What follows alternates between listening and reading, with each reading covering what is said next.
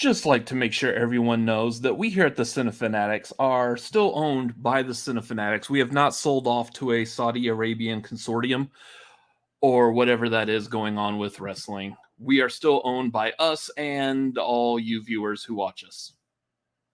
Where's that intro? I can't find it. God, we've been away for like 2 weeks and I can't. There it is.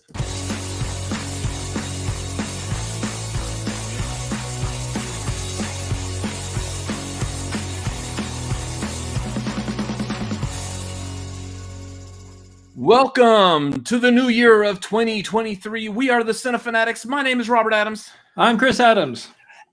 Welcome back to the tagline, the first tagline of 2023. It's good to be back. I was actually going to pull like that video of Tony Stark. It is good to be back because it is good to be back. So, it's good to be back. It is very good to be back. Anyways, now that we've gotten out of all of that out of the way. Mm-hmm.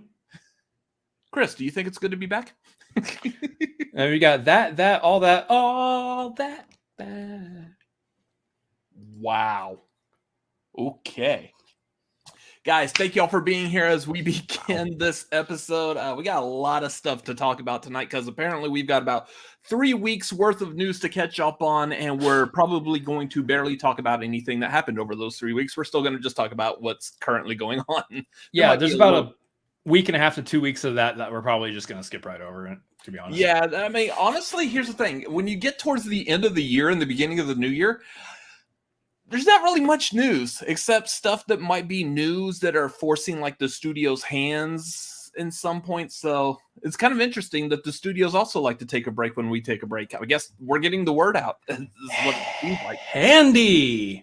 Isn't that nice? Guys and gals, whoever's watching, y'all know how this is. We're YouTubers, and on the YouTubes, you do the YouTube things. Like if you want to drop us a line, give us a comment. If you just want to be nice and donate to us, streamlabs.com/cinefanatics for all your complaining needs. Yes, I'm going to keep doing that joke again over and over and over again because I like it. It flows. Take it up with management. Take it up with management, guys. Complain to management if you don't like the overusing of jokes.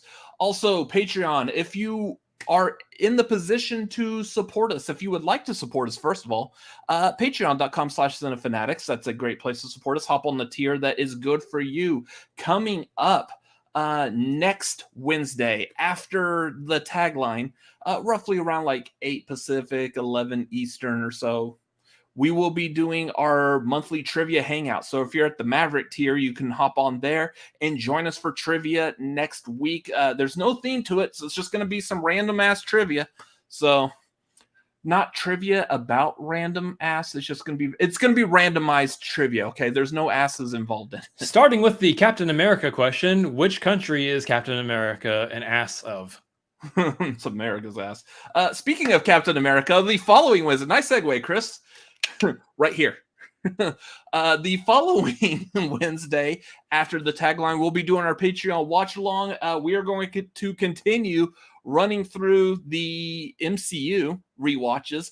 And since we happen to be in winter, and since my brother just mentioned Captain America, we're going to go ahead and move on to Garth McMurray's favorite movie. That would be Captain America, the Winter Soldier. So join us. That will be Wednesday. I believe it's the 25th. 8 Pacific, 11 Eastern after tagline. So if you're at the dude tier, the $5 dude tier, you can join us for that. We will be in the Discord. A lot of fun over there. No, that would be Vladimir Putin. It's great. He's Russia's ass. Other big announcements coming up. If y'all hadn't seen it yesterday, we dropped the first podcast of 2023, and I did not put the thumbnail up for that. So anyways, it's already up and out and available. Video versions on YouTube here. There's audio version that's out there in audio podcast world. We did our top 10 of 2022. Very interesting. I mean, technically it's a top 15 because we ran through like 15 through 11 real fast, but otherwise it's the top 10. So if you want to know what our top 10 picks of last year were, go listen to that. Go watch that if you would like to watch it. A lot of fun talking about a lot of fun talking about those movies of that year. It's a good time. Absolutely. The other big news is this coming Friday is the first marquee of 2023. Since it happens to be Friday the 13th, figured what a good time to do a marquee ranking Friday the 13th. And we will be joined by special guest Sean Chandler from Sean Chandler's YouTube channel.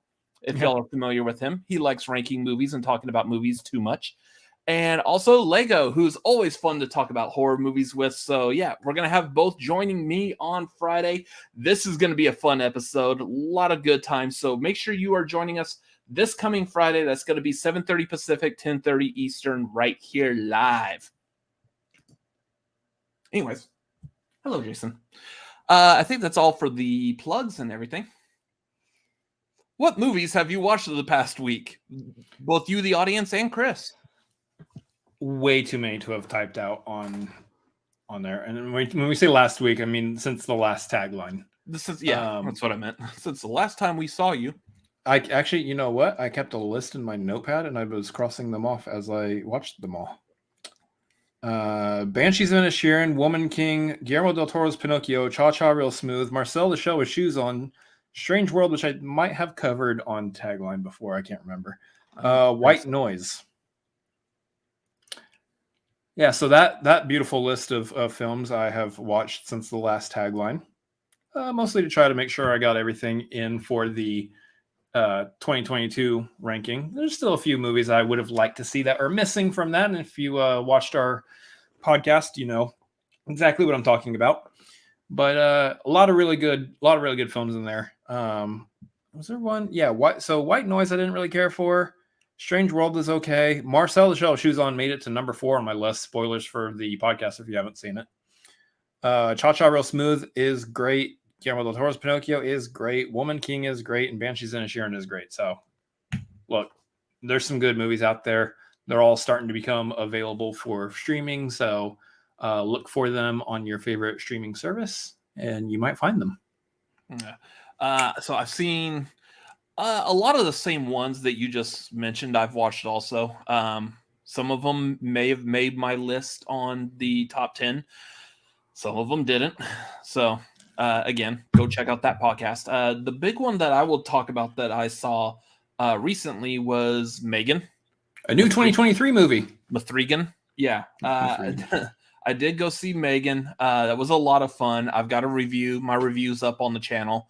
Highly recommend if you are curious about seeing Megan, if you want to know what the hype is about, go check out that review, and then feel free to go check it out at a theater near you. Tell them I sent you because they'll have no idea who the hell I am.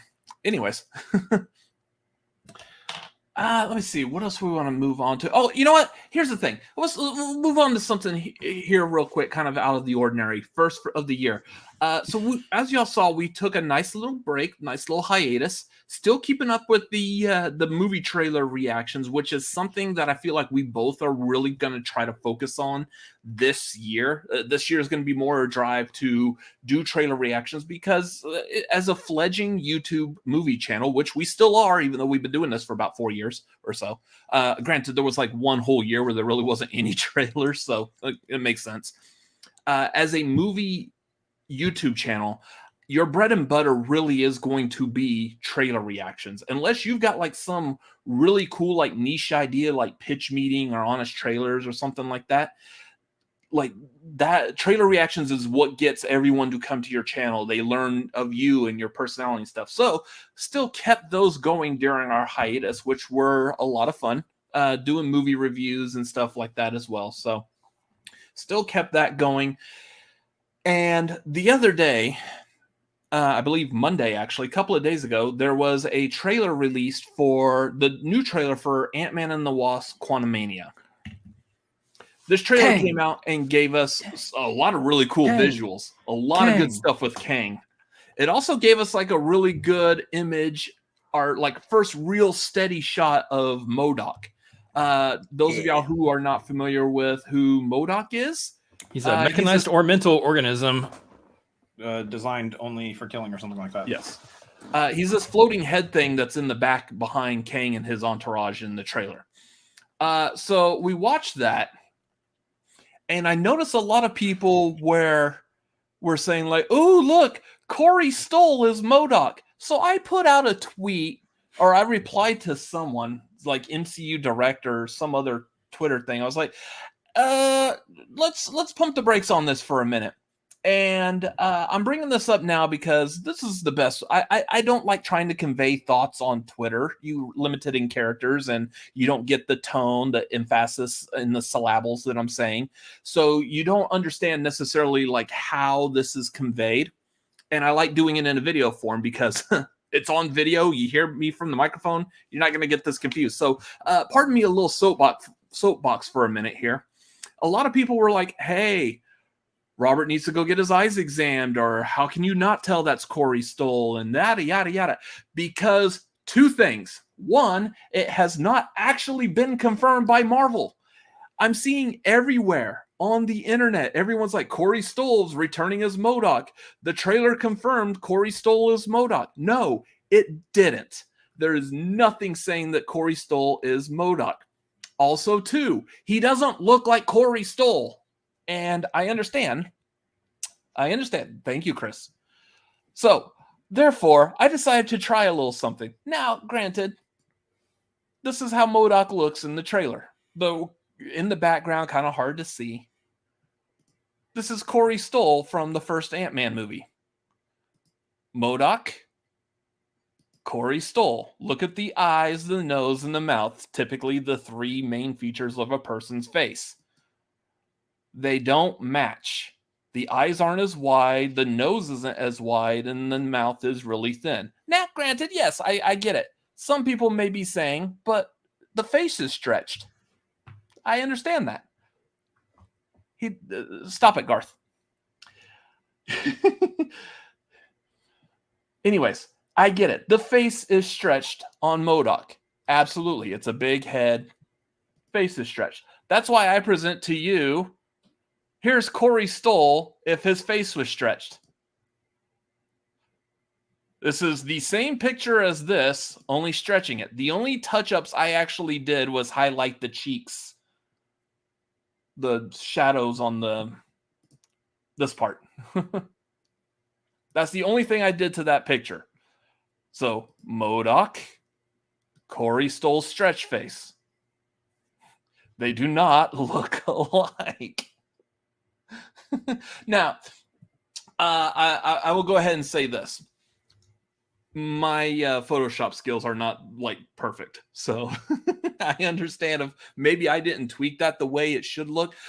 There is a slight resemblance. I could see that it could potentially be. And I also want to state I'm not against Corey Stoll being MODOK. I love that idea. But I just don't see it, and it hasn't been confirmed by Marvel yet. So I'm like, it's just, I feel like it's weird seeing this on the internet when people are so confirmed or so certain that it is, and it doesn't look like him.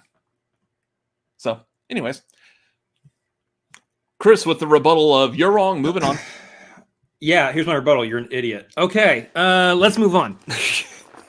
Come on. No, it's freaking Corey Stoll, dude. Come on, you're wasting. You spent time stretching his face out. First of all, they didn't stretch his face out. Hey, y'all spent time. Shut up! I'm rebuttaling. Shut up! Arguing with me on Twitter. I didn't interrupt you. You shut up. No, that is not what they did. They did not stretch his face out. What they did is using CGI, using computer effects. They zoomed in on his face. They made his head bigger, which is what MODOK is. That is a bigger version of Corey Stoll's face. It is more close up. It is more zoomed in. That is 100% Corey Stoll. And if you're going to cherry pick one image, of Corey Stoll from a movie that was in 2015, so filmed in probably 2014. But I have to cherry pick the image from the trailer too. Not using the image of Corey Stoll that's more recent as MODOK, which was filmed last year. Keeping in mind that Corey Stoll has aged 6, 7, 8 years, however long that time span that is. Yeah, it's him. It's him. Use the GIF that I replied to your tweet with. I told you and I showed you exactly how that face in that GIF looks exactly like the face of MODOK in the image. Looks exactly like it. You're literally the only person who can't see it. Anyways. I doubt That's my rebuttal. Moving on. This should be I'm a losing new this. Move segment. on. Wait. New segment for the tagline every week. Brothers bicker. That New segment for the tagline every quick. week. Chris is right about something and his brother isn't. Not likely. Anyways, moving on. Do we have anything else to cover before we move on? No. Let's get to the movie news. Ladies and gentlemen, good evening. This is what's happening in your world tonight. We apologize for the interruption. Back to you. He spent time photoshopping. Dude, I spent like 2 minutes doing that. You spent 2 minutes doing that. I'm on vacation for like 3 weeks. What else am I going to do right now? I had plenty of time. Anything that's important. So let's talk about your box office, guys, because we've been gone for a little bit, and the box office has changed since the last time we were here. I don't remember what it looked like when we were here. I think probably Black Panther was number 1 in the box office. I'm assuming the last time we had a tagline. So number 1 this time. Can we guess what it is? It's Avatar. I'm not even going to play around. Avatar. It's Avatar. We knew this was going to happen. It's been Avatar since. Honestly, like our last tagline was Black Panther. The week later is I think when Avatar came out or something like that. It's been Avatar this entire time. So didn't we say that Avatar was going to be number 1 and very likely would not face any real competition until Ant-Man? I believe so. The thing is Megan. Megan is a surprise competition. However, it is not enough competition. Although, yeah. It was about 15 million away from it. So here's the thing. Avatar this week, just talking about this week, made about 45, almost 46 million domestically. Let's talk about Avatar's number real quick. It is, let me bring this up real quick. Yeah. I have some numbers here for how much it has made total. Real quick, Jeremy, no, Yellow Jacket in the comics does not become MODOK. Yellow Jacket's a superhero, not... Yellow Jacket was an alternate personality of Hank Pym. Yeah. Persona. That's what I meant. Anyway, so in North America alone, as of this last weekend, Avatar has made about 517 million just in North America alone. So $500 million just on one continent. Internationally, it has made 1.19 billion, so almost pretty much double that internationally, which gives it a grand total worldwide of 1.71 billion, which means it has taken over the $1.67 billion total of Jurassic World and has become the 7th biggest movie in history. Is the first Avatar still number 1 on that list? First Avatar is number 1, yeah. How much does it have? A lot, to like I think around 2.5, if not over 2.5 billion. So there's a potential that it could at least catch up to it. It's not going to beat it. I don't think, my prediction right now is it's not going to beat the first Avatar. I don't even think it's going to be in game. It might make it to number 3, but I don't think it's going to make it to necessarily 2 or 1. That being said, it's going to be crossing the 2 billion mark here probably within the next weekend or so. Weekend or 2 weekends. It'll easily cross past 2 billion in its life cycle. Again, it's not going to have any real competition until Ant-Man and the Wasp comes out halfway through next month. So that's another month's worth of weekends that it's going to probably hang out at number 1. That being said, Megan is taking a little bit of its thunder just because Megan is also a PG-13 movie, so it can hit some of the same audience. It's not necessarily going to be a lot of the same audience because Avatar, I think, is geared more for families, whereas most horror movies typically aren't. Horror movies geared to families. Bring your family out. Watch the slaughter together. Yeah. So I don't know if there's a single movie that constitutes as being horror out there that does operate for families. Maybe if you want to count a house with a clock in its walls, if you want to constitute that as like horror genre. There's some of those like Gremlins. Gremlins could be family oriented. Yeah. I guess you might have some people argue for Poltergeist when it first came out, especially because it was released with a PG rating, even though the face peeling shot is kind of Ew. Yeah. But- They're here. Yeah, and Garth brings up a good point here too, is that the Titanic. Wow. Click on the comment. Jeez. The Titanic re-release is coming too. James Cameron's trying to get the top 3 highest grossing movies of all time: Avatar, Titanic, and Avatar: The Way of Water. Pretty much, I think that seems to be about the aim, which is kind of disappointing to me because I want to see Endgame stay up there. I don't even care if like another MCU movie gets anywhere close. Any of the upcoming big team up movies, I don't care. I want Endgame deserves to be in that talk just because of what it represents. So I'd love to see them do like a Infinity War Endgame re-release at some point. That'd be actually really cool to see. Like a double. But anyway, sure, that'd be fun. Big old double feature, a little bit of break between them so you can go pee. But I'd be down to go see that. But that's beside the point. The point here is that Avatar: The Way of Water is financially successful, and we will be seeing 3, 4, and 5 guaranteed at this point. It's gonna pass into the 2 billion mark. It's gonna be up there. It might make it to that number 3 spot. We'll see. But that being said, let's talk about Megan real quick, as Megan is in the number 2 spot. And Megan had, where's my thing? There it is. Megan made about $30.5 million in its opening weekend. So that's 3 times its budget, almost 3 times its budget, not including marketing. Which marketing was what? Jason Blum dressing up as Megan, going out to Halloween in various places, and then all the Megan's dancing at the top of the Empire State Building. That's yeah. So it's nearly 3 times its budget. It had roughly about a $12 million budget, which, you know, I feel like Blumhouse is good at this. They know how to find and produce very specific movies in the horror genre. First of all, the horror genre itself is typically a very inexpensive genre to produce a movie in. Mm-hmm. But secondly, they know how to find the right ones that are going to connect with an audience very well at a cheap rate, and then be able to turn around and generate high revenue from them. I feel like A24 has been doing pretty well at this as well. Both Blumhouse and A24, going back, looking at least last year. Last year was a banger year for horror movies.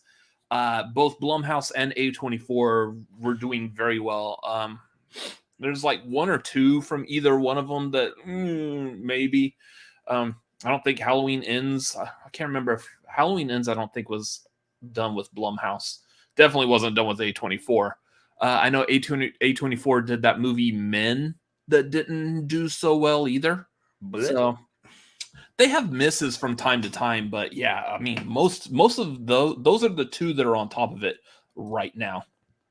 I'm claiming Lamb as a hit, by the way. Yeah. I wouldn't necessarily say Lamb was horror, though. No, it's not horror, but at all. It was marketed that way, but it's not. It was just weird drama. Yeah, that's actually a lovely movie. I want to watch it again, honestly. Mm-hmm. Anyway, point being, Megan is what we call a success. A lot of people critically are enjoying it. The audience seems to be enjoying it. It is making some solid money, and it will definitely generate a sequel for sure. Yeah, so definitely they left it open for a sequel. Obviously, story-wise, it's wide open for a sequel, and then money-wise, yeah, they're gonna make another one. And then there's also like an unrated or R-rated cut that may be coming out, probably on home video. Kind of curious as what they're gonna add to that. So, do you think there's a precedent for them releasing an unrated cut or an R-rated cut into theaters? I don't know, like if there's a call or an audience for it to be re-released at some point with that cut. The problem is the way theaters work is theaters typically need a rating. Theaters are not going to be big on showing unrated movies in the theater. And usually anything that's like NC-17 or X isn't going to be shown at typical commercially available theaters like Cinemark, right. AMC, Regal. They're not showing those.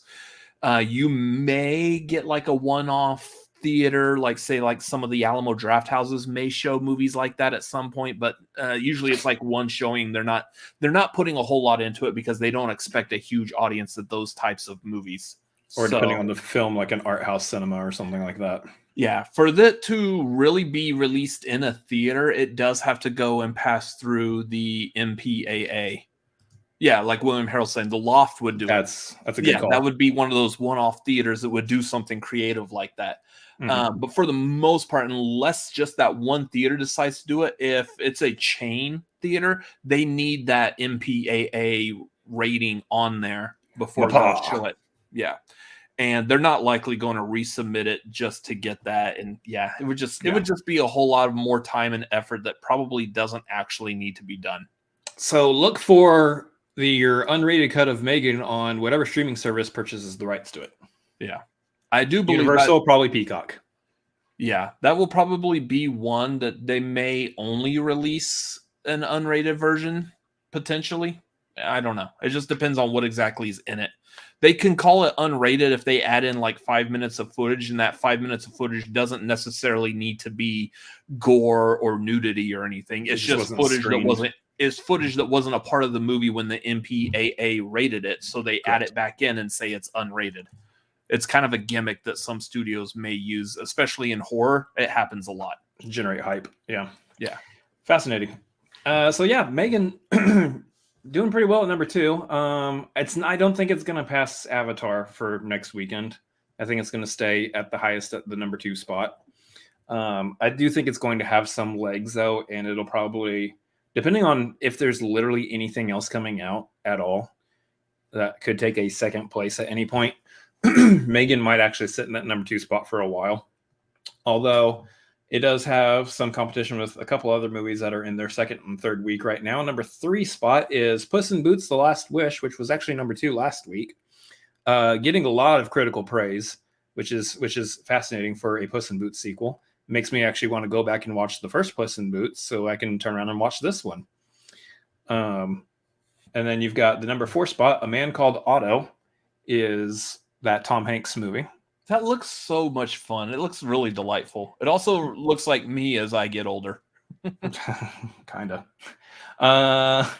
It's a Sony. It's a Columbia Pictures, so Sony basically.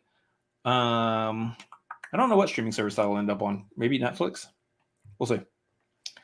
But number 5 spot, you got Black Panther: Wakanda Forever, which should be within the next half a month, showing up on Disney Plus. I believe it's scheduled for the beginning of February. So that will cause it to slide down the list further and further as that hits Disney Plus. Yeah, because I'm ready to rewatch that again. Yeah, same. Number 6, we've got Whitney Houston, I Want to Dance with Somebody. Finally came out over the course of our break. I don't know what happened with that movie. Why is it not getting a lot of praise? Apparently it's not good, which I guess is the first thing that a movie needs to be able to get good praise. But also, like, the marketing on it just has not. I would have thought there would be a ton of marketing for a Whitney Houston biopic, and I barely heard anything about it. Mm-hmm. So let's see. William Harold does say that he can't wait for the Cameron victory lap if Avatar and Titanic are 1 and 2 in a month. I almost guarantee that that's probably going to happen. I'm not 100% certain that Titanic gets number 2, depending on how big the legs are on Megan, how well they dance. It was weird. Number 7 is The Whale. Number 8 is Babylon. So that's good. That's hanging out there. I need to see Babylon still. Number 9 is Violent Night. That's interesting that essentially a Christmas movie is still hanging out going this deep into January. And then number 10 is The Menu. So The Menu, which is available on HBO Max now, hanging out in the top 10, which is pretty cool. And which we highly recommend watch it if you haven't seen it. The Menu is good. It's definitely worth checking out on HBO Max for sure. The Menu was good. I said it in the top 10 podcast. I was kind of confused by it the first time watching it. That obviously there's some underlying messages and meanings of it. And then when you watch it again, you pick up on it so much easier. Yeah. I've even seen bits and pieces. Like I've watched The Real Rejects do reactions to movies and stuff, and I watched their reaction to the menu since they didn't go see it. Mm-hmm. They did it since it was available on streaming, and I watched their reaction and caught some things as they were watching it along. I was like, oh, hey. Oh, yeah, that makes sense now. Oh, yeah, look at that. Okay, I see things a little bit more clear. Menu's good. It's one of those movies you definitely want to watch once, think about it, and then watch it again. Yeah. Anyways, before we move on, I did see Garth did drop a Streamlabs donation saying Thursday there will be something new to address this whole Corey Stolas MODOK thing. Robert, just wait. Cool. Like I said, I'm all for him being MODOK. I love that idea. I think it's a great idea. If I'm wrong, I'm wrong. Cool. We all win in the end, but you're wrong. I just don't see it yet, y'all. And it hasn't been confirmed, so. You're right. Anywho. So this is about the point where we would move on to some other movie news. About 3 weeks ago, y'all. Has it been 3 weeks? It's been 3 weeks since our last tagline, right? Something like that? Yeah, something like that, yeah. About 3 weeks ago, we said, hey, it'd be nice if we get to do a little segment that we like to do here called Barbie Watch. If we get to do a Barbie Watch about a new trailer, it would make sense that maybe we should be looking forward to a trailer coming out by the time we come back. And yes, you're interrupting me. Yes. The funny thing is our last tagline was the day before we went to go see Avatar. Right. And then lo and behold. And so literally the day after we said we'll probably have a trailer by the time we come back, there was a trailer. And so I'd like to introduce you guys to the segment that we all know and love of our pink bestie. But it's been updated a little bit. Since the beginning of time, since the first little girl ever existed, there have been dolls.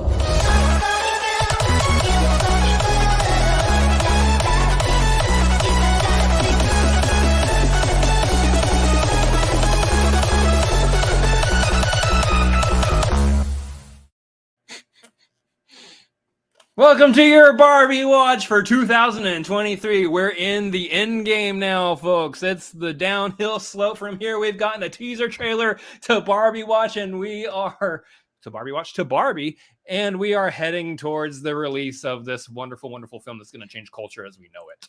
I can't believe you just used the phrase, we're in the end game now, when referring to a Barbie movie. Oh, hell yeah.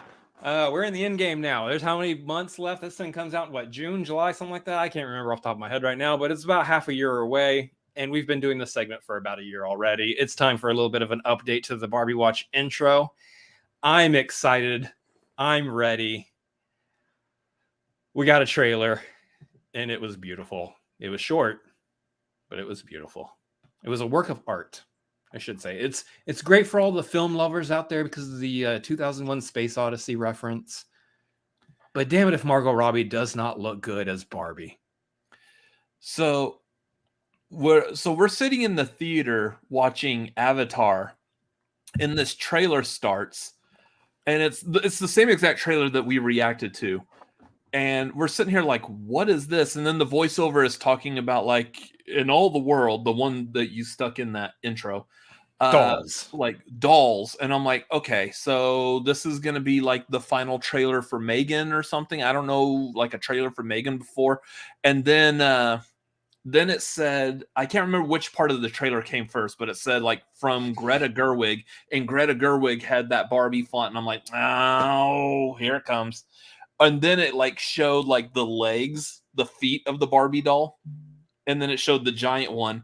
And both of us are sitting in the theater like, no, I want to react to this on camera. Yeah. Not see it in the theater. I'm like, well.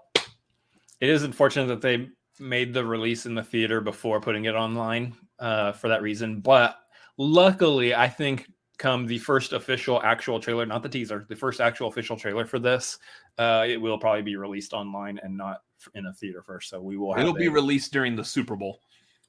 You know what? It probably will, actually.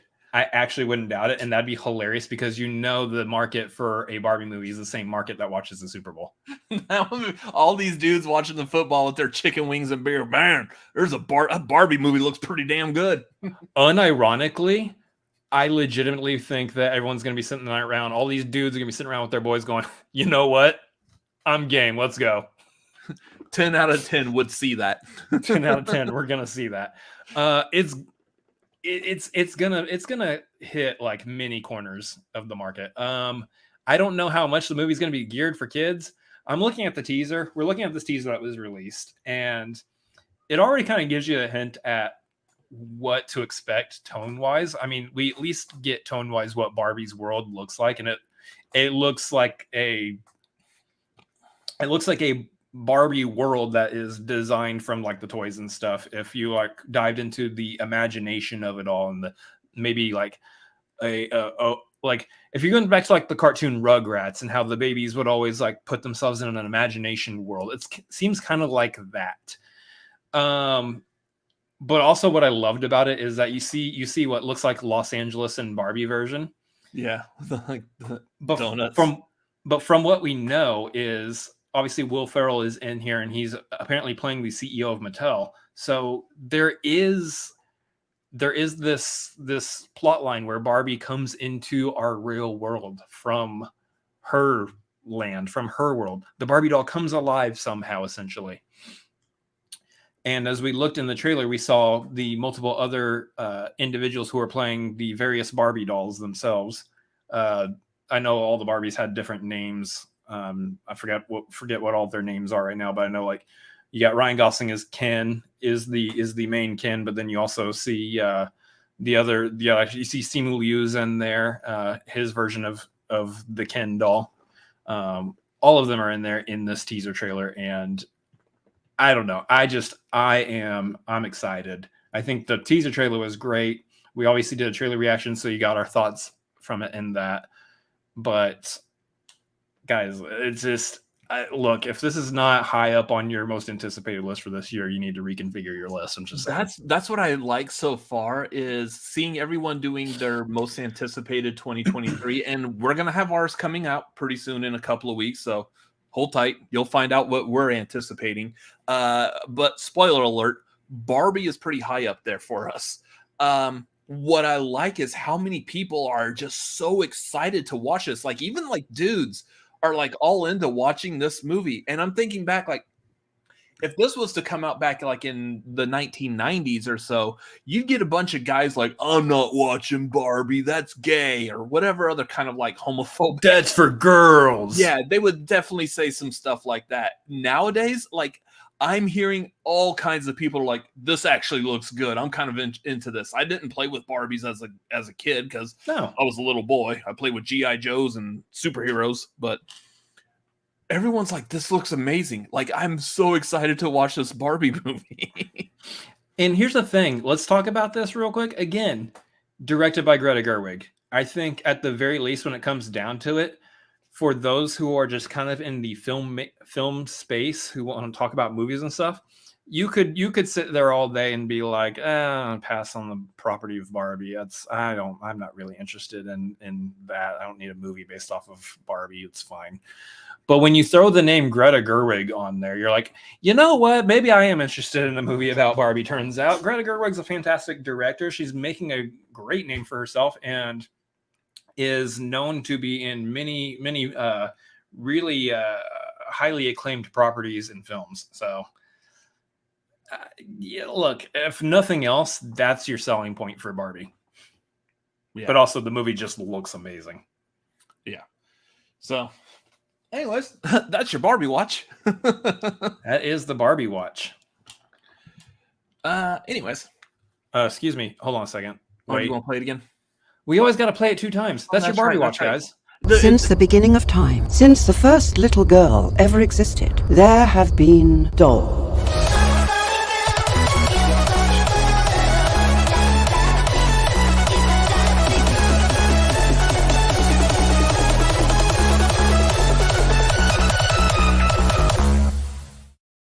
I like the shot of that with the close up on the little girl, and then it just switches to the negative, like something's gone wrong here.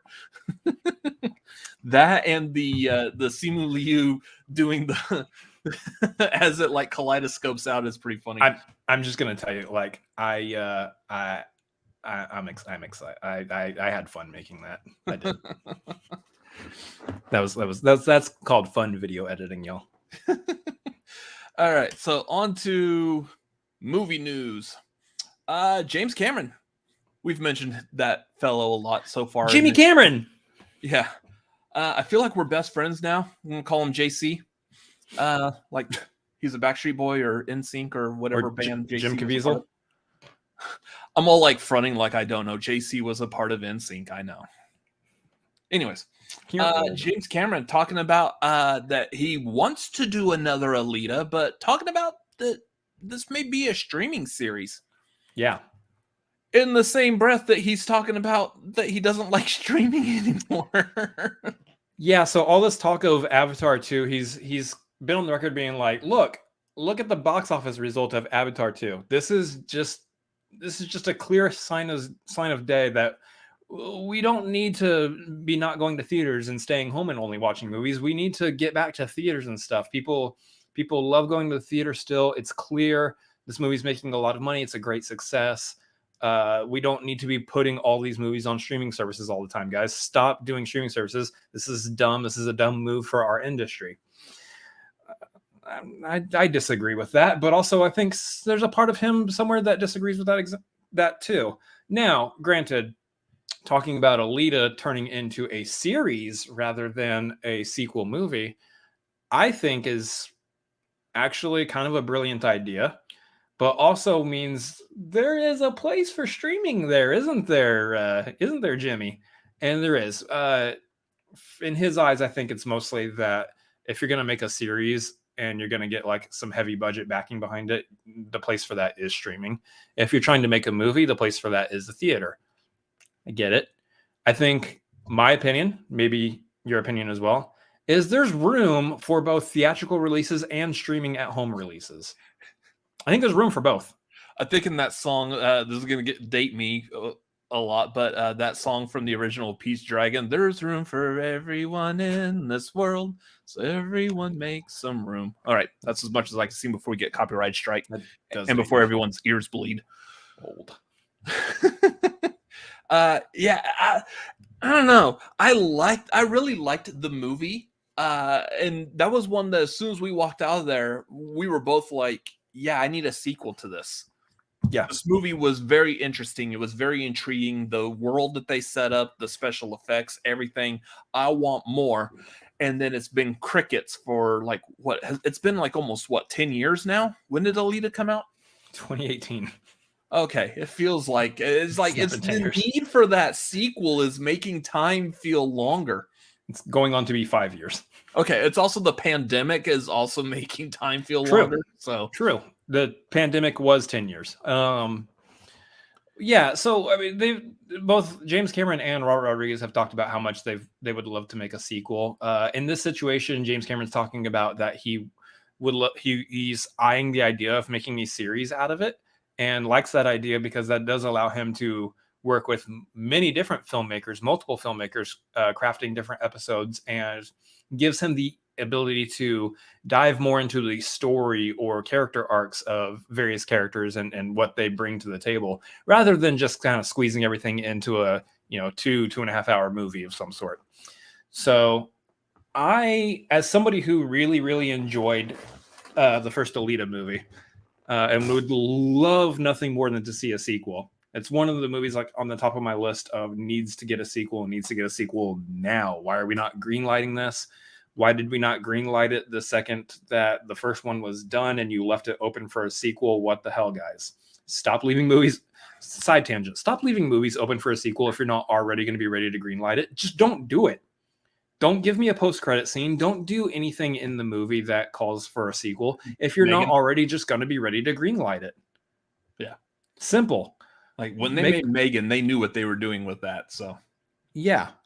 So, turning it into a series, I'm down for.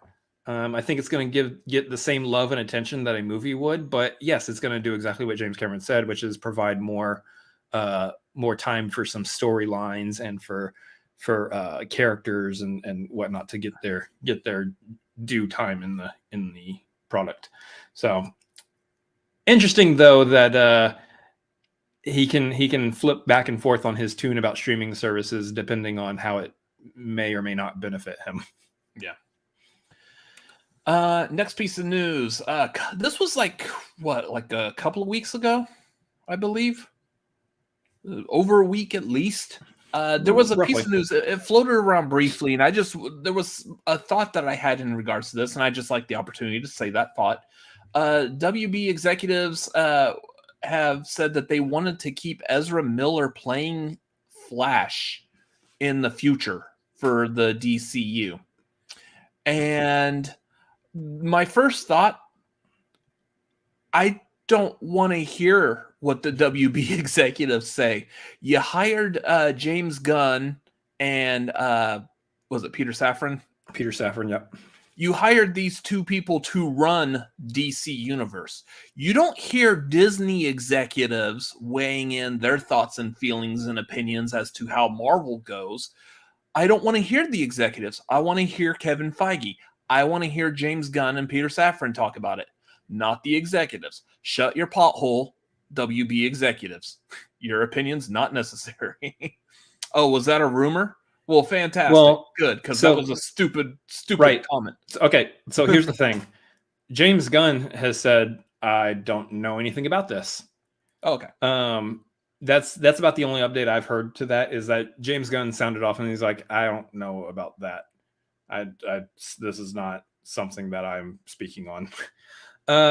All that being said, the point of the situation is there's a lot of rumors, a lot of stupid talk flying around. It's things that news sources like to put out there, publications love to put out there to try to generate clicks and views on their stories, on their videos and all this. When it comes to the DCU, at this point, everybody just sit down, shut up, and wait for James Gunn to say something. Yeah. William Harold, if they keep Ezra, they should bring back Spacey as Luthor. You know what? Go for it. Might as well. I'm imagining now that there's WB executives that are just creating in their mind the perfect DCU movie, and it's full of people with issues, complications. Yeah, the canceled Avengers. Good one, Tori. Avengers ass. The symbol. The Unjustice League. They're just ass. And then have Armie Hammer as the new super. Wasn't Armie Hammer supposed to play? No, Armie Hammer was supposed to play Batman when the Justice League was going to be done by George Miller. Glad we didn't get that one. Get James Franco to play Green Lantern. I don't know what we're doing anymore. I don't know what we're doing. Y'all notice that we're mentioning just men here. That's beside the point. Either way, it's the point of the matter is don't listen to any kind of crazy rumors or anything that's coming out unless you hear it directly from James Gunn, which we are all waiting on pins and needles for James Gunn to make his announcement. And last we heard from him, unless he's updated and I haven't seen it, last we've heard from him, he is supposed to be saying something at some point this month. Yeah. So just the same, I am not waiting for any kind of confirmations on anything Marvel related until Kevin Feige says it, like Corey Stoll playing MODOK. Just saying. Moving on. What's this one? Because you have more information about this. I don't rely on my eyes. I just wait for Kevin Feige. Francis Ford Coppola's Megalopolis. Megapolis? Yeah, so there's Megalopolis. Yeah, what's that about, Chris? So Francis Ford Coppola is working on his next movie right now, Megalopolis. It's been in the news recently about, hey, there's been some crazy chaos happening on set. What's going on? The Hollywood Reporter made the story that while production is halfway through its 80 to 90 day shoot in Atlanta, it's lost apparently some creative talent, including its production designer, supervising art director, and the entire visual effects team in the first part of December. And that has kind of thrown the project into a little bit of a tailspin, which is apparently affecting the on-set vibes and everything, which is unfortunate because apparently Mr. Francis Ford Coppola, esteemed filmmaker, we all know this name. Apparently, he put up the complete funding for the movie's $120 million budget himself. He's self-financing it. From what the story is saying, that a lot of the money has come from him selling his popular Northern California wineries. So apparently he owns some wineries that he used to kind of finance this movie. Interesting choice. Also, in what world do we live in where a filmmaker as esteemed and established as Francis Ford Coppola has to fund a movie himself? That's crazy. Crazy thought. However, while this news has been reported that this production is in complete chaos, it's also been reported that no, it isn't. It's okay.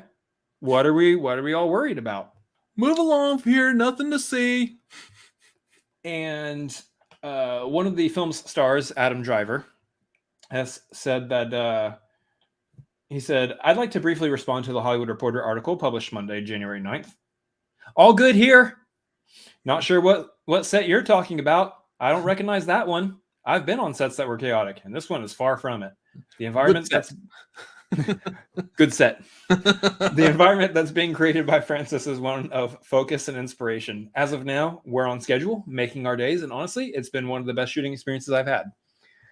That being said, they still did lose a lot of key production individuals, including the whole visual effects team. So whether or not that has sent the entire set into a spiral, I think is what is at question here.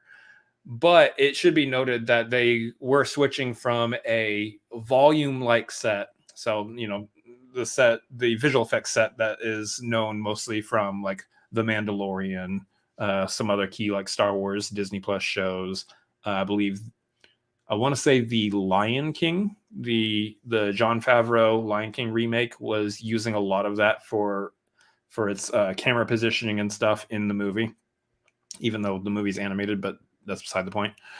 The fact of the matter is apparently individuals on the set are saying, including Francis Ford Coppola himself, are saying there's no chaos here. It's perfectly fine. We're still on track to finish production on it in the springtime, and then we'll be shopping it around to the different distribution studios and whatnot to try to get it out there. Garth is right in the chat. Apocalypse Now had some issues. Francis Ford Coppola has been known to have some issues on some of his movie sets before. Some notable big names have had some issues on the movie sets. So this is nothing new to his name. Yeah, but Apocalypse Now had so many issues that they made an entire other movie just about the issues of Apocalypse Now. Yeah. Is that Dreams in Darkness, I believe is what it's called, something like that. Yeah, so that being said, this is a very fascinating story, and it's one that it highlights something that I find interesting that we're starting to see more and more of in this day and time that we didn't necessarily see before, especially as filmmakers and whatnot are popular on Twitter.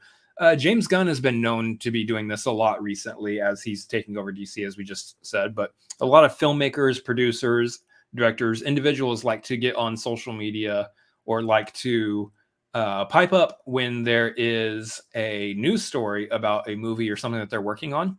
They like to jump in and say, "Hey, that thing you just published, that's wrong. That is not correct." And honestly, I love it. I'm not saying that that there's a problem with journalism in the movie space. There might be, there might not be. That's neither here nor there for what I'm talking about. What I'm talking about strictly is I love that the filmmakers are getting on and just dispelling the rumors completely. They're like, "I'm the authority on this particular topic, and you're wrong. That is not what's happening." And that just warms my jellies, all of my jellies. I just love to see it. And it's one of the reasons why I'm actually ecstatic about James Gunn being in charge of DC, because he's the type of person that will just be blunt and straightforward with everybody. When it's something that he knows that he can just directly address, he will. And in this situation, I love that we've gotten like word from Adam Driver on the set, Francis Ford Coppola himself, all these individuals like, you know what? Stop it. We're fine. Stop generating, stop trying to like cause chaos and everything. We're okay here. Don't worry about it. Anyway, I thought that was a fun little story. I thought it's fun. Well, it's not necessarily fun if people lost their jobs and stuff like that, but what's fun is that your people involved with the movie are chiming in and getting online and going, nope, actually, this is what is true. Yeah, I think it's just fun to see. Anyways, let's move on to our main topic. Let's talk about these Golden Globe winners here. So last night was the 80th Golden Globe Awards, and the awards themselves sounded like that they were like almost everyone's like favorites in each category pretty much was the winner, minus like one or two. And then apparently the hosting of the show was extremely awkward. So that aside, we're pretty much only going to be talking about, much like we did on the last tagline where we were talking about the nominations, now we're talking about the winners because it just happened to work out that way, and that's really nice. I love that. We're primarily only going to be talking about the movie awards, not so much the TV, and that's the thing I was looking up this time. Golden Globes. So I know there might be like a lot of people questioning like what is exactly the difference between how the Golden Globes work compared to like the Academy Awards, the Oscars. Golden Globes are made up by the Hollywood Foreign Press Association, which is basically journalists, photographers coming from different countries across the world. That's why it's the foreign press. Typically those members all get a say in a vote because they're journalists and photographers. That's what's led, especially in recent years, a lot of people saying that their votes may be bought or swayed. They're susceptible to bribing. In which case there's for number wise, there's 105 members of the Hollywood Foreign Press split up between 55 different countries. Compared to the Academy is made up of people actually in the movie space. Industry peers. Yeah, these are people like directors, producers, actors, people who are actually in the movie space. Yes. That tallies up to somewhere between like 8,000 and 9,000 members. So there's a huge difference in who all's voting and who gets a say in this. And then, yes, Garth, there was, especially that one time there was the president of the Hollywood Foreign Press that got into the issues with Brendan Fraser. We'll be talking about that a little bit more here in a little bit. But yeah, there's the big differences between Golden Globes and the Academy. The Academy is members of the film industry recognizing the film industry, while the Golden Globes is really your journalists, your news media recognizing the film industry. So take that as you would like as far as the esteem level, like which one is a more prestigious award. Leave that up to you to think of. For me, the way I look at this is I look at the individuals who win the awards, and if it means something to them, then it's one of those I'm happy for you type situations. Yeah. As far as the Golden Globes, I think most everybody generally agrees the Oscars are the ones that you kind of look more to for the prestige side of it than the Golden Globes. The Golden Globes are kind of just a extracurricular award, so to speak, that kind of covers TV and film. It's just a situation where we look at, if the people themselves are happy with receiving the award. Yeah. I personally care more about the Oscars than the Golden Globes. That's why we do an Oscar watch along. Why we've been doing Oscar watch alongs every year and not Golden Globe watch alongs, because I'd rather be streaming on twitch.tv/ChrisAdamsMLP while the Golden Globes are on. And you get updates by me in the chat. and read them later. Get the updates as they happen and just read them later. Don't who cares? I'd rather. Yeah, I think you you were streaming last night, and it was me and Jeremy Miller were updating the chat with like, well, this person just won. So Yeah. William Harold, I want to see Michelle beat up the entire Hollywood Foreign Press. She could.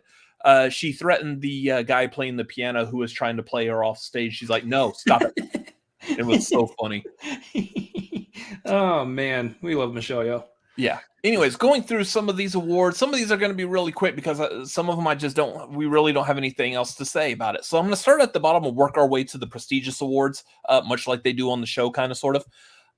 Starting with best non-English language film went to Argentina 1985 and not RRR, which we were really hoping for. So anyways, best animated feature went to Guillermo del Toro's Pinocchio, which compared to the other nominees were Inu O, Marcel the Shell with Shoes On, which really, I mean, it has some stop motion, but it really isn't an animated movie. Okay, it is, but it isn't. Puss in Boots and Turning Red. I think I agree with that Pinocchio winning. So yeah, that makes sense. Best original song went to Natu Natu from RRR, and hell yes, it did. Absolutely, it did. That so deserved it. I mean, I would also give like a nod to "Lift Me Up" from Wakanda Forever. It was a powerful song, powerful movie, powerful moment. Yeah. But that Natu Natu, just everyone is singing that thing. Yeah. It makes me want to buy suspenders. I'm just saying. Yeah. Best original score went to Justin Hurwitz for Babylon. He was up against Carter Burwell for Banshees, Alexandra Desplat for Pinocchio, Guillermo del Toro's Pinocchio, Hildur Guðnadóttir for Women Talking. I know I butchered that one. Sorry. And John Williams for Fablemans. That's insane. There's some names in there, and the fact that Justin Hurwitz won that over some of those names, that's incredible.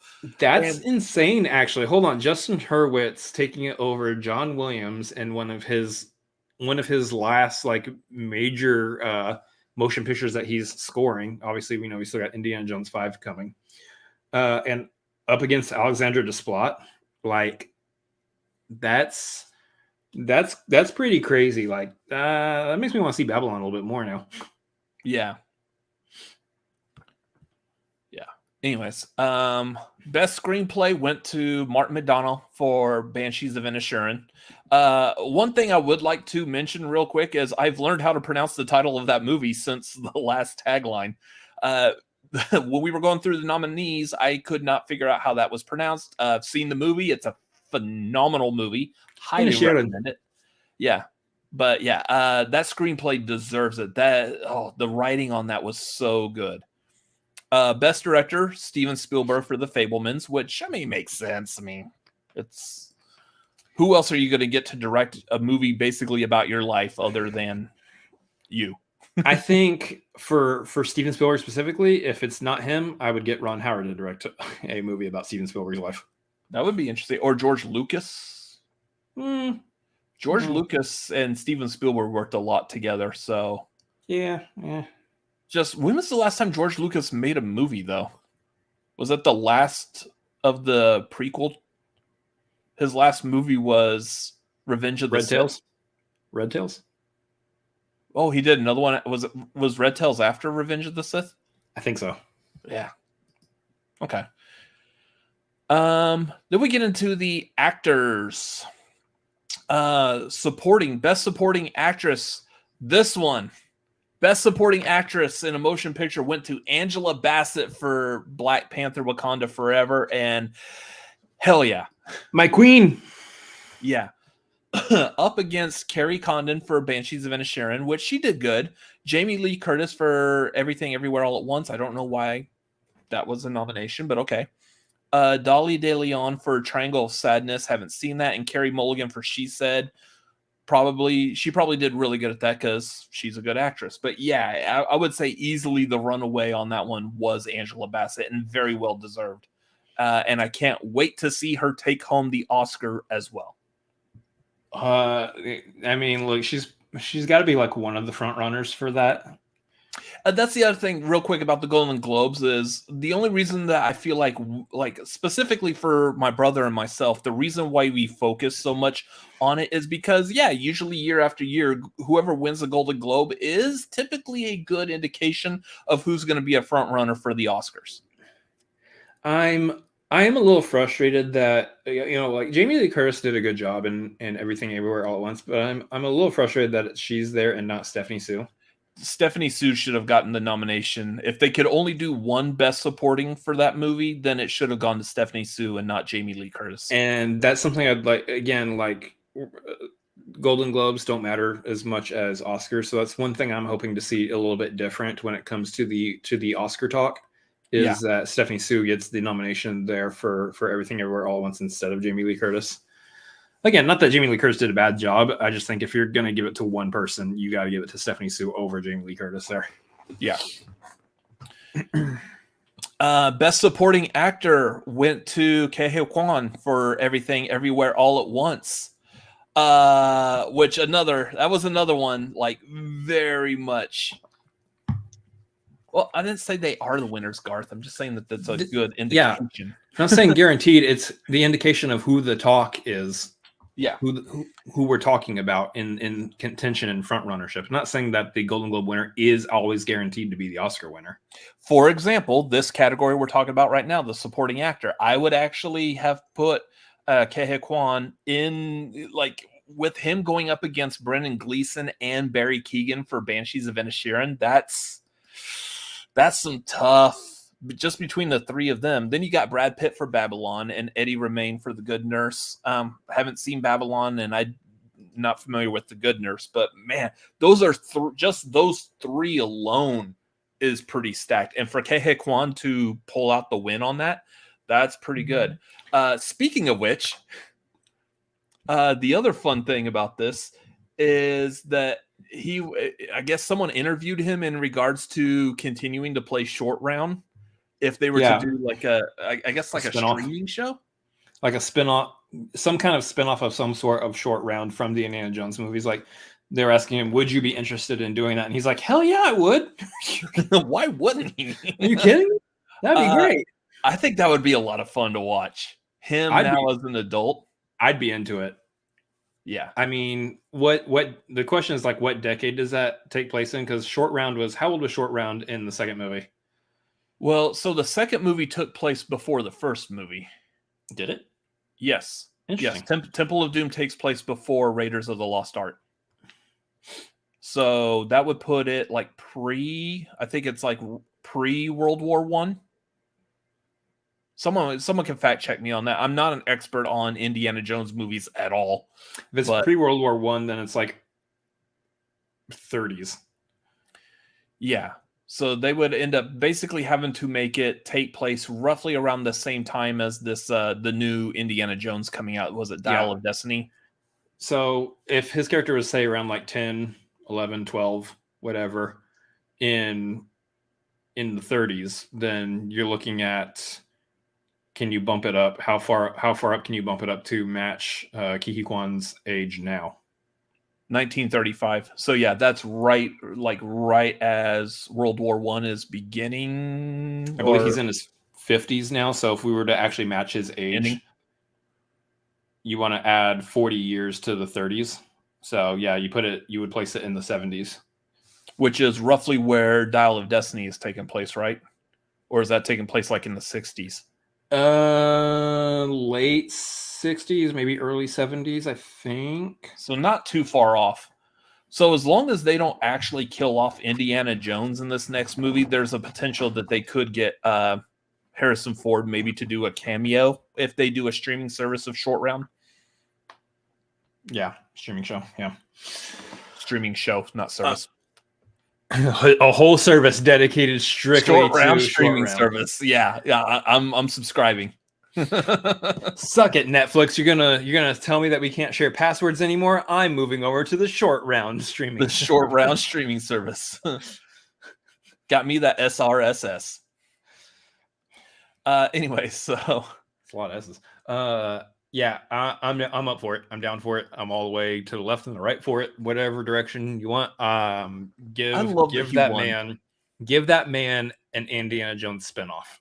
Give it to him. I really do. So again, like I wasn't a huge fan of Everything Everywhere All at Once. Those kinds of like movies that jump around like that, time and space, tend to lose me as far as my ability to pay attention and understand. So that was really the only downside to it. I love like all the weirdness that they did in that movie. I liked. I thought it was it looked like a lot of fun if I could just easily follow through with it. And I still need to watch it. Like I said in the podcast, I think it'll get better for you on a rewatch. I think so too. But I think his performance in that movie was really good. So Yes. yeah, that's very much deserving of an award. And again, same thing. I'm hoping to see his name pop up again when it comes time for the Oscar nominations. In another life, he would have just been happy to do laundry and taxes with you. Moving on, let's go with Best Actress in a Musical or Comedy went to Michelle Yeoh for Everything Everywhere All at Once. Yep. Everything I just said about Ke Kwan repeated for her as well. Like I loved her performance, Including a short round spinoff. Yeah. Can we? Maybe. I mean, watch that. But what if that was like, what if Short Round, they do a spinoff and that is another alternate universe of their characters from Everything Everywhere? You're going too far with it. You're going too far with it there. Like Short Round's real name is Wayman Wang. Like that would be great. I do think it would be great if they just brought them back together and she was his wife. She ended up being like Short Round's wife in the spinoff. Like that'd be great. I'm down for it.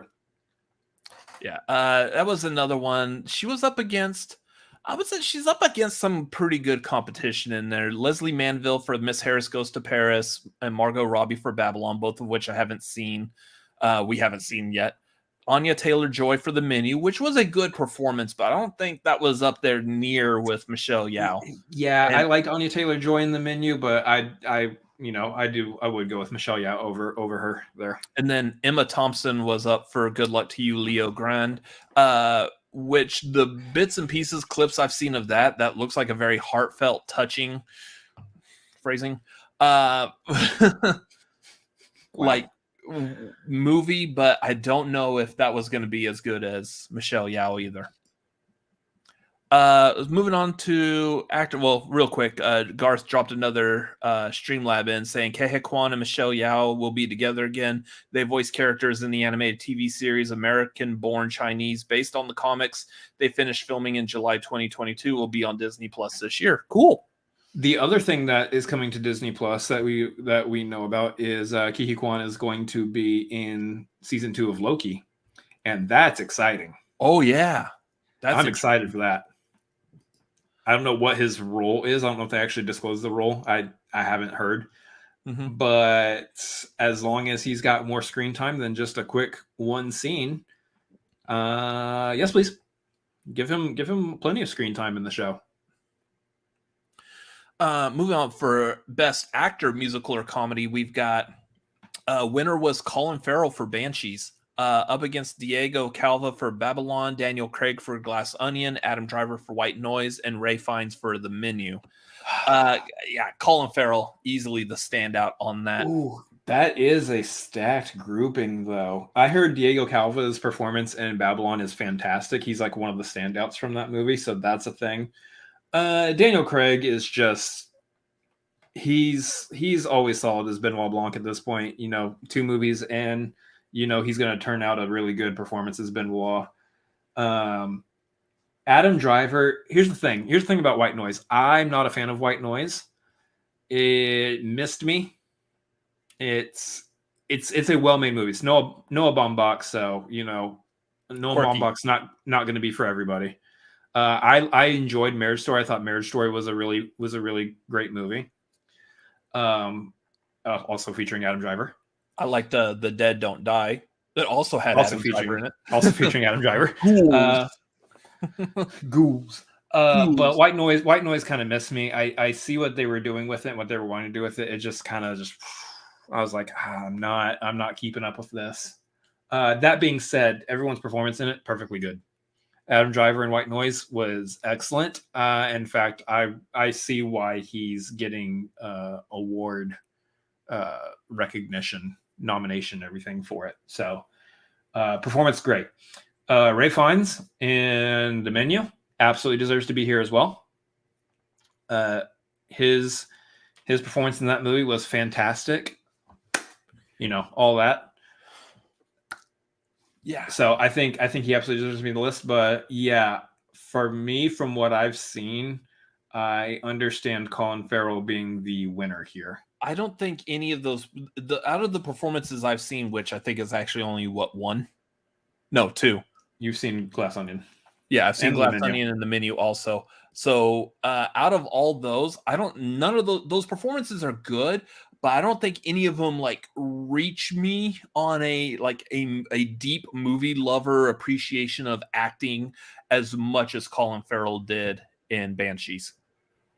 His character, like from the very beginning when he first talks, I was hooked into his personality, and as the movie, his speech. I don't want to spoil if you haven't seen it, but his speech to Brendan Gleeson's character about he's being nice, such a good speech, and I love the acting in that one scene alone should give him the award. Even forget the rest of the movie, just that one scene was phenomenal. So. The rest of the movie is really good too, but I just really love that scene. I think he's going to be one of the front runners for the Oscar as well here. I do too. Also, I mean, we can get into this a little bit too, because we know that the acting, we know all the acting is split up between two different categories within the Golden Globes, so there's more actors to cover here. That's the downside is all the good ones are going to be all jammed together for Oscars. So. Yeah. I don't foresee we probably won't see Daniel Craig or Ray Fiennes in the Oscar nominations. I don't think so either. Their characters are good, but their characters are like just serving of the movie. Like Benoit Blanc is now a character of the movie. Yeah, I don't know. I don't know how to necessarily word it, because I'm not a professional critic. Right. Are you moving on to the actors in the drama? Yeah, well, I was going to go to actress. Let's knock out actress real quick. So actress went to Cate Blanchett for Tar. Makes sense.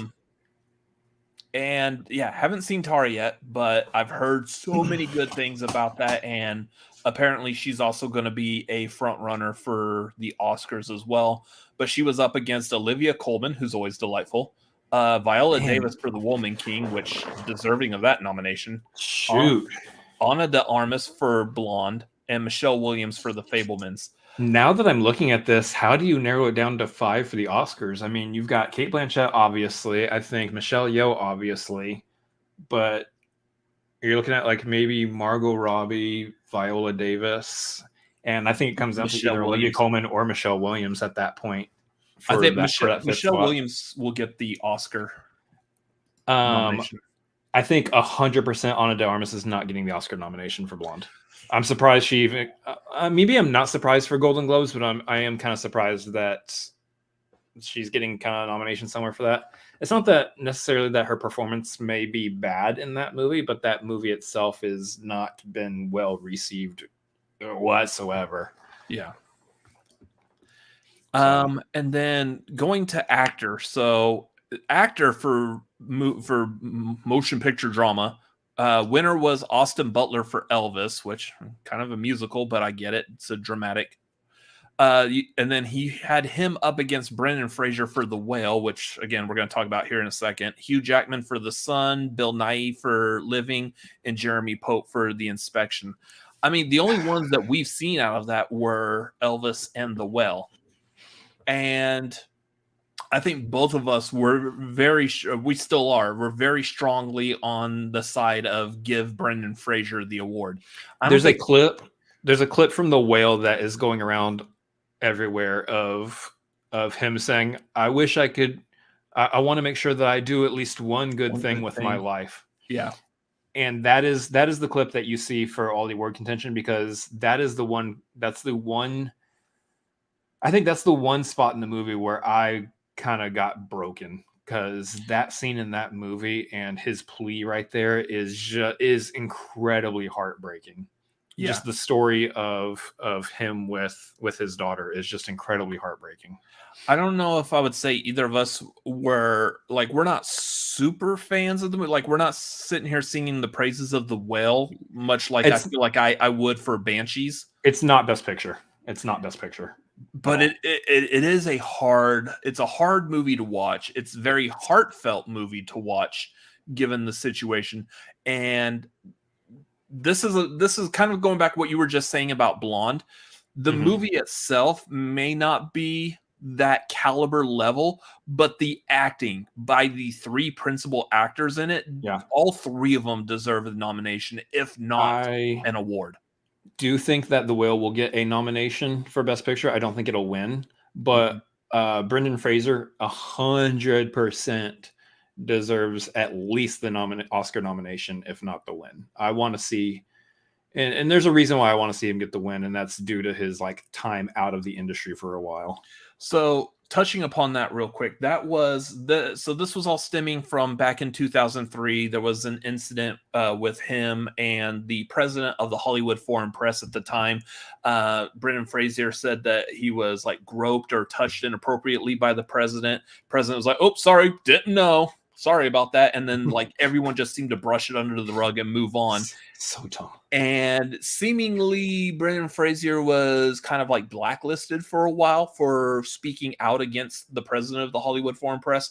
So that's what made this so important, that he gets a good return, which he did with The Whale. Absolutely fantastic performance, but it kind of put the Golden Globes in a damned if you do, damned if you don't situation. Obviously, Brendan Fraser was known for boycotting the award ceremony. He didn't show up. He wasn't going. He was like, "Screw you guys. Y'all didn't handle this situation right, so I'm not going."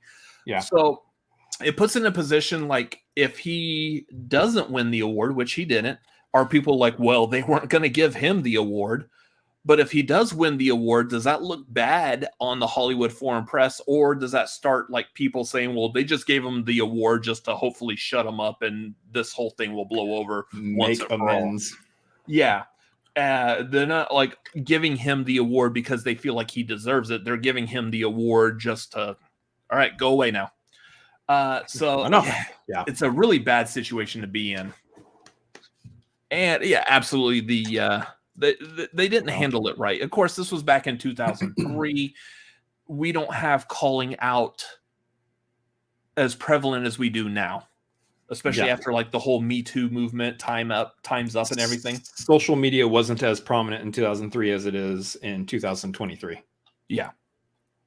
So, yeah, it was a difficult situation for them. But I mean, Austin Butler winning for Elvis, I thought he did really good as Elvis. That was a hard role. It is. It's a situation where, while I personally am not as big of a fan of that movie, it was good. It was fine. Okay. Yeah. While I'm not as big of a fan of that movie,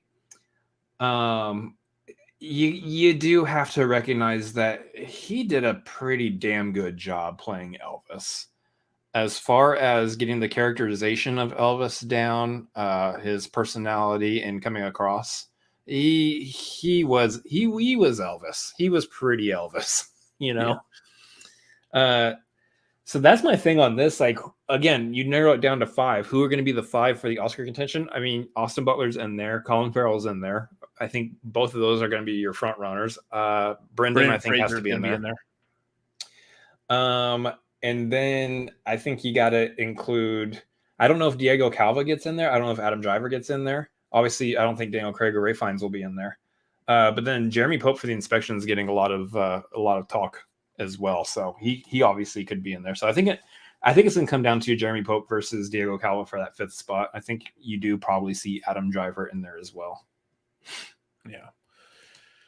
All right. And then moving on to the best motion picture, musical or comedy, your winner was Banshees of Inisherin, which deserving. But it was up against Babylon, Everything Everywhere All at Once, Glass Onion, and Triangle of Sadness. Again, haven't seen Babylon or Triangle of Sadness. Everything Everywhere All at Once, Glass Onion. Glass Onion was really good. I really enjoyed Glass Onion. It was a fun movie, but I think Banshees was just a better. It's just a tighter package. I don't want to say it was a better made film because there's a whole lot that happens in Glass Onion. It's kind of hard to compare them. That's like comparing a really good pickup truck to a really good like Lamborghini. They're two different beasts, and there's a whole lot of differences in between them. So I did enjoy the making of Banshees probably more than Glass Onion. Mm-hmm. So from that list, I think, again, without really seeing Babylon, I think it does come down to Banshees or Everything Everywhere All at Once. And it's not a surprise that Banshees wins. Would I have liked to see Everything Everywhere All at Once? Yeah, I think for me, the edge is more on that one. I think I liked it better as a movie overall. So I think the edge for me is Everything Everywhere All at Once here. But Banshees is a fairly close second at this point. Yeah. And then Best Motion Picture Drama went to Fabelmans. That was in competition with Avatar, Elvis, Tar, and Top Gun Maverick. That's not a surprise. I mean, everyone was kind of hoping Top Gun Maverick would win. No shot. Top Gun, no shot. I don't know I don't know exactly how you word. Like, there's a difference between, I feel like, movies that are made that you can tell these are movies that are going to be award-winning movies. Yeah. And then you get movies like Top Gun Maverick is an entertainment movie. They can win awards as well, but it feels like two different kinds of movies. I mean, it was like putting up Coda up against Endgame.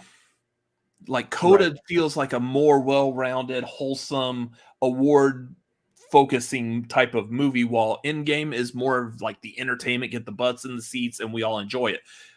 Again, not saying it's not capable of winning awards, but it doesn't feel like it's the same level. Does that make sense? It's not the same. It's not the same style caliber of movie. One's meant to do something different than the other one is. Yeah. And I really feel like for most movies, you've got basically these two, they're two different categories. I think most all movies will fit in either one of those two categories, whether it is something meaningful, awards baiting, not as a gimmick, versus a movie that's there for entertainment. Yeah. And again, not saying that either one can't be the other one, but it's not the focal point of the movie. Top Gun Maverick is more of an entertainment, and so I can understand like Fabelmans is more of that award caliber, especially when you take into consideration what Fabelmans is about and why it exists to begin with. Yeah. So when it comes to it, you're looking at your 10 movies here. Obviously, Oscars, you can have up to 10 movies in the Best Picture race. So the question is, at the end of the day, is this the 10 that we're looking at? And I don't think so. I'm hard pressed to say that Top Gun Maverick actually will be in that list. And I'm going to say hot take. I don't know that Elvis will be in that list either, despite Austin Butler being up for the Best Actor. I'm going to easily go on record and say I don't think Glass Onion is going to be in that list for Oscars, and I don't know about Triangle of Sadness. I would say probably Triangle of Sadness. I would add the possibility of Wakanda Forever. Maybe. So a couple others that you got to take into consideration are Woman King, White Noise, She Said, Until. I don't know. You gotta look at those four as well. Those four could be up for contention in Best Picture also. Devotion. The other Devotion, probably not. The other ones you're looking at is maybe The Inspection. The Inspection might be in there as well. Talk over that one. So also not going to leave out the possibility, if it's possible, them squeezing RRR into the Best Picture. Doubt it. I feel 95 to 99% certain RRR is not going to be in the Best Picture talk. I do think the fact that it wasn't even in the short list for international feature is telling to me. It's kind of sad, but I think that there is a chance that even though it's not on the short list, it might still squeeze into at least international feature, and I hope it does. But I don't think it's gonna squeeze into Best Picture. I know that lately, last few years, the Best Picture race likes to have an international feature in there anyway, which is why you see wins for something like Parasite happening. But I don't know necessarily that we specifically see that happen this time.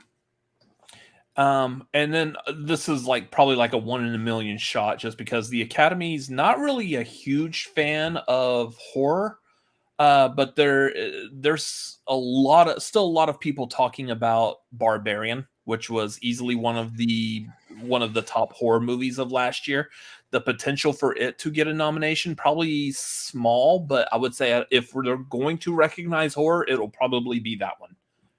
Yeah, if they do it. I would think that if they're going to recognize horror, they would go with either Pearl or X, or one of those two. But also at the same time, I can see Barbarian, I think, had the wider appeal to it than those two did. It's somewhat. It's kind of hard because Pearl, I don't know how well Pearl would sit with people had you only seen Pearl and you hadn't seen X before. But I don't think they're going to put both up, so you got to pick one. Yeah. And as Tori is just going to town in the chat there, Mia Goth also deserves some kind of recognition for at least her performance in Pearl. In X, she played two different characters. One of them was under heavy makeup and pretty much unrecognizable. But yeah, her character in Pearl goes through a lot of stuff, and she acted the hell out of that role. This is a situation where we recognize that there are other award shows beyond the Oscars, and that Mia Goth's recognition might not come directly from the Academy, but might come from another award presentation of some sort. You know, there's different film festivals. There's different... There's Dead Meat Awards. I'm not talking about that level. I'm talking about there's still awards out there that, no slack to Dead Meat, but there's awards out there that actually have more prestige and stuff attached to them. That she might still be recognized for in some sort, but I'm 99 to 100% certain that we're not going to see Mia Goth's name on the list of actresses for the Oscars. I think we've got our list based off of what we saw for the Golden Globes. Yeah. Anyways, let me see. The Oscars are what, in March? March, I believe. Let me look this up real quick as we're about to end the show. We will be doing a watch along for that. Hopefully we can do it here on YouTube. I think we did last year. We did do it on YouTube last year. I think the year before that is when we did it on my Twitch channel. But yeah, we did it on YouTube last year because I keep seeing that keeps getting views because everyone keeps going in to watch our reaction to the slap. Oh, that's right. Okay, that's right. So the way the awards are working, the Academy Awards is going to be on March 12th of this year. Let me see. Nomination voting opens tomorrow. Oh, fascinating. The closing of the nominations will be on the 17th. The nominations will be announced on January 24th.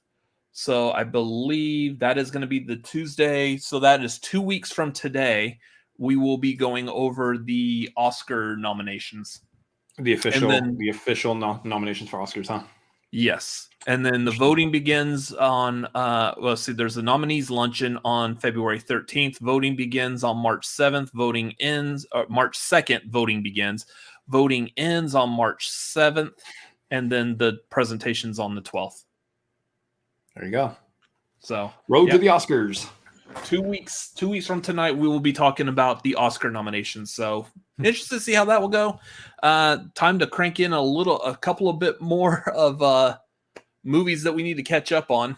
but we should have plenty of time by March 12th. I think this is probably one of the first years I think both you and I are probably more prepared, and we're not scrambling to watch Oscar nominations before the presentation. Again, as far as when it comes down to like best motion picture, there's only a select few in here that if we're judging based off of this list for the Golden Globes that I haven't seen. Obviously I haven't seen Fabelmans or Tar, so I gotta squeeze those two in there. But for the most part, all these other ones that will likely get nominated, we've seen. So I don't think, when it comes down to it, it's going to be mostly, did we see all the movies that all the actors and supporting actors, actresses, supporting actresses, that they were all nominated for? Yeah. Or did we see every animated feature that's being nominated? I usually like to what it watch comes down to. I usually just like to catch up at least on the best pictures. Yeah. So we'll see. We might have a chance of watching everything that everyone is nominated for all at once. Everything, everywhere, all at once.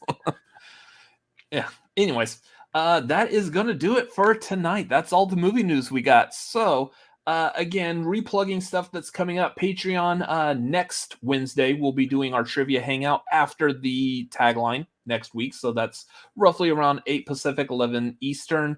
So if you're at the Maverick tier on our Patreon, patreon.com/cinefanatics, you'll be able to join us for that. The Wednesday after, the Wednesday that we're going to be talking about the Oscar nominations, after that tagline episode, we will be doing our movie watch along. If you're at the $5 due tier, we're doing Captain America, the Winter Soldier, so come watch that as well.